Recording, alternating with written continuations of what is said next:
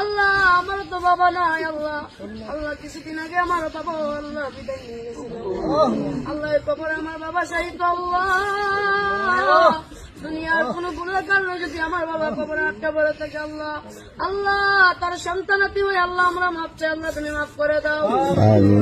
ডাকিব আমরা বাবা বলিয়া, কারে ডাকিব আমরা দাদা বলিয়া,